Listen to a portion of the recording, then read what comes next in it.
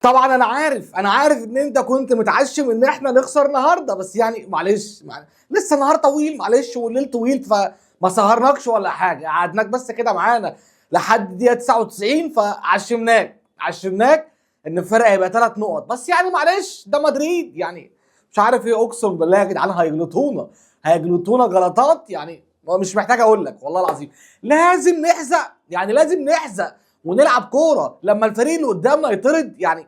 معلش ده الفريق ده 17 في الدوري، يعني رايو فايكانو ترتيبه 17 في الدوري، لما اكون مش عارف اكسبه وهو كامل العدد يبقى بلعب ليه؟ والله العظيم بتكلم بجد. ايه كميه العبث اللي احنا فيها دي؟ اقسم بالله عبث. والله العظيم الواحد ما عارف يقول ايه، بس يعني هي مش تنفع تطلع، فاهم حاجه؟ هي مش تنفع، انت اكيد فاهم. بس احنا بنقدم عبط وهقول لك ليه عبط. معلش ده كده نوع من الفيديوهات اللي بطلع اتكلم فيه بعد الماتش على طول، غير الحلقه التحليليه اللي بتنزل بعد نهايه كل جوله اللي بتكلم فيها عن الدوري الاسباني والتوب 6 والكلام ده. فاحنا النهارده الحمد لله كسبنا، وكسبنا بطلوع الروح، اداء زي الزفت، نتيجه الحمد لله ربنا سترها وماشيه بالستر. في نفس الوقت تغييرات مش مفهومه، في نفس الوقت تشكيل مش مفهوم، في نفس الوقت تمركزات لعيبه مش مفهومه، في نفس الوقت بندور على ضربه جزاء عشان نسجل الهدف الثاني.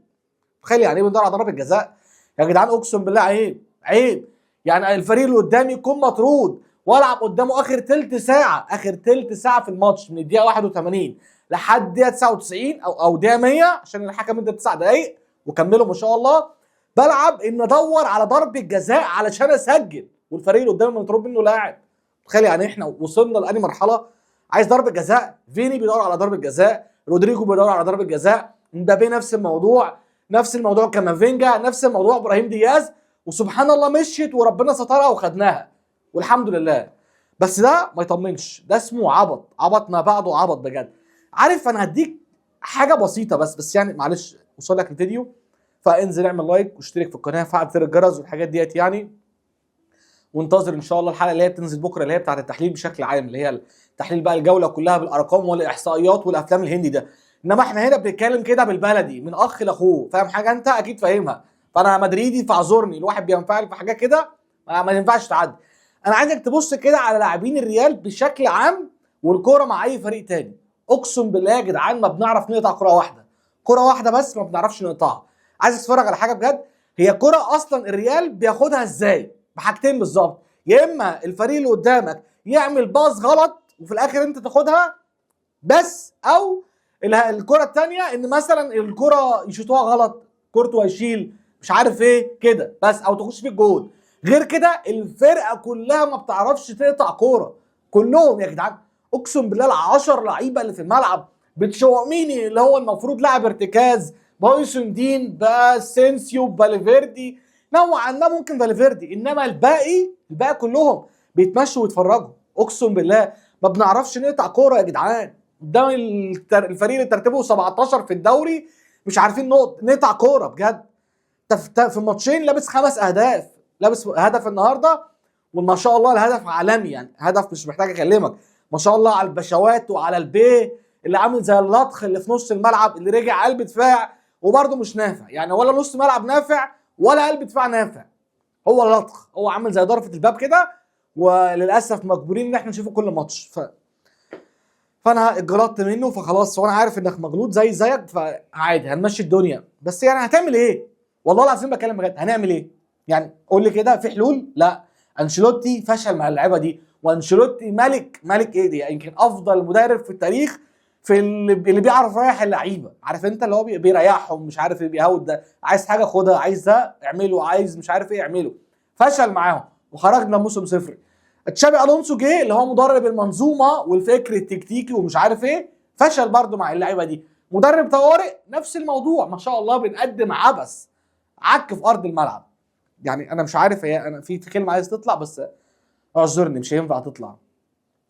بص انا عايز اتكلم بقى في حته ايه، موضوع النص الملعب اللي عندنا. بص الضحك، انا عايز بص بقى الضحك خالص.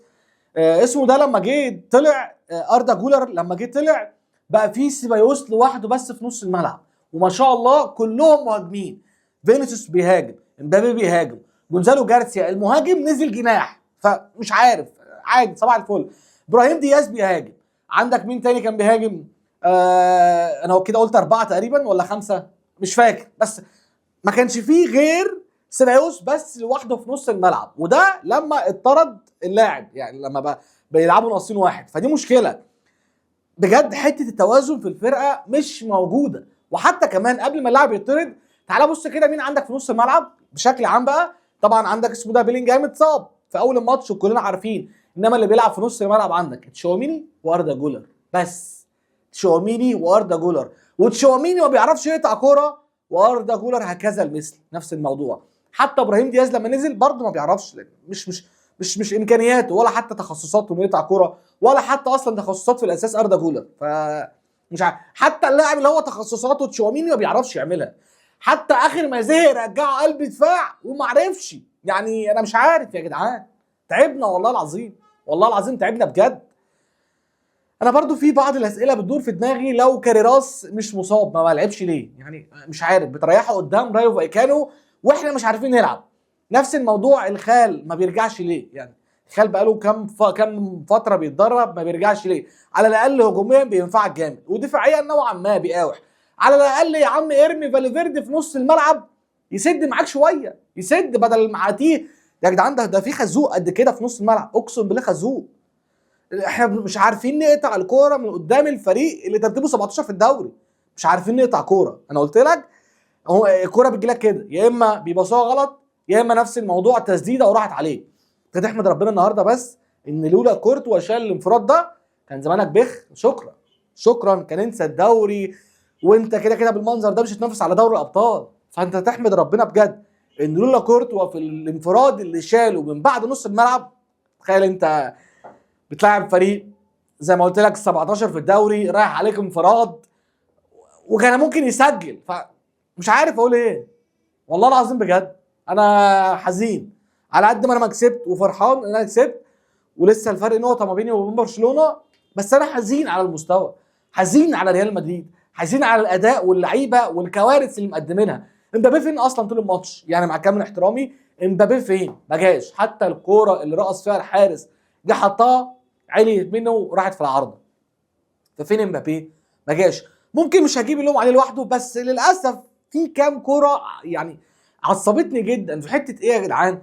ان فينيسيوس جه اكتر من مره عمل عرضيه، يعني تقريبا 3 او 4 كور تقريبا فينيسيوس عملهم عرضيات، ما بيلاقيش واحد جوه منطقه ال 18 صح، ولا حتى امبابي بيفكر يقطع على القريبه وواحد تاني على البعيده او واحد تاني جاي من تحت، مفيش. لا هو بيعمل العرضيه للمدافعين بتاعت رايو فايكانو بس. امبابي فين يا باشا؟ ورا. اردا جولر فين؟ ورا. مش عارف مين فين؟ مستنتولو ورا. طب مين هيخش يجيب لي جول؟ مين؟ ما هو يفضل يعمل عرضيات كده وخلاص. انا مش عارف بصراحه، انا مش متفائل خير على الرغم ان احنا كسبنا، بس حاسس ان احنا مش هنطول. طبعا اللي بيديك نوعا ما حته امل بامانه بجد هو حته برشلونه. يعني برشلونه امبارح عمل حوالي الماتش يخلص 15-0 اقل حاجه مستريح، بس ضيعوا كتير، وفي نفس الوقت الفريق التاني كان ممكن يكسب او يتعادل. فاللي بيديك امل كل مره ومؤشرات انك ممكن تطلع حاجه باي حاجه الموسم ده هو برشلونه بس. يعني اعتقد برشلونه لو كان دفاعه قوي بالفورمه اللي هو فيها هجوميا حاليا، انسى انسى انك تشم منه حتى كاس منتن. عارف الكاس المنتن؟ ما انسى انك تاخده منه حتى. انما انت لا، احنا في حاله غريبه بجد.